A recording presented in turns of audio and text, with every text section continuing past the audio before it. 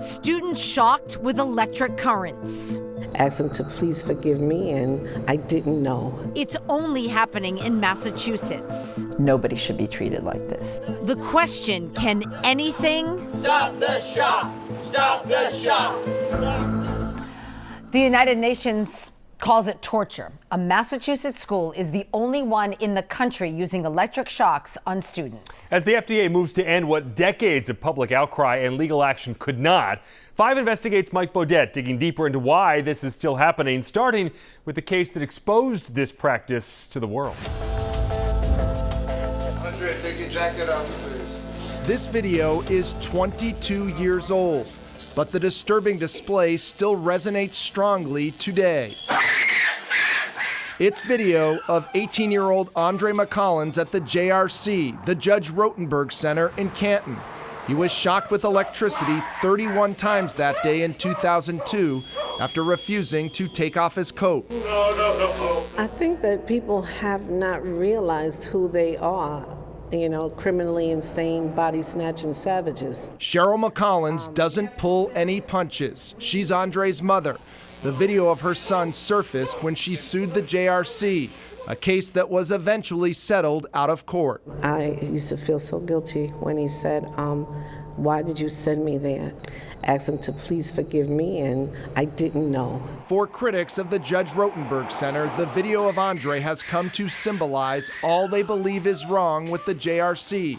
That includes the United Nations, which has called the shocks torture. But attempts to halt the practice have failed repeatedly. Legislation has been shot down, and the JRC has prevailed in state and federal courts. It beat back the U.S. Food and Drug Administration when it tried to ban the devices that administer the shocks. In March, the FDA said it was trying again to ban the devices. How has the JRC been able to stay open for all these years and continue to shock its students? It found parents who needed them and who support them. It figured out how to use the laws of the state for their own purposes, and it hired very good lawyers. Jean McGuire was Assistant Secretary of the Executive Office of Health and Human Services and part of Governor Patrick's team that tried unsuccessfully to stop the shocks more than a decade ago. Nobody should be treated like this. This is maltreatment. According to the FDA, about 50 people at the JRC currently have treatment plans that include receiving shocks. It's known as aversive therapy, and the JRC defends it as the only way to stop some clients from hurting themselves or others. Absolutely just common sense says this can't be the only group of people who present these needs, and therefore all across the country there are other strategies. The Judge Rotenberg Center opened in Massachusetts in 1975. Back then it was known as Behavior Research Institute, and by the 1980s the state was already trying to stop the school from shocking its students. The name was changed to the Judge Rotenberg Center in 1987, named after the judge who issued a consent decree that year, allowing the JRC to continue the practice. The Judge Rotenberg Center was founded over 30 years ago by Dr. Matthew Israel. This archival JRC video highlights what it says are student success stories.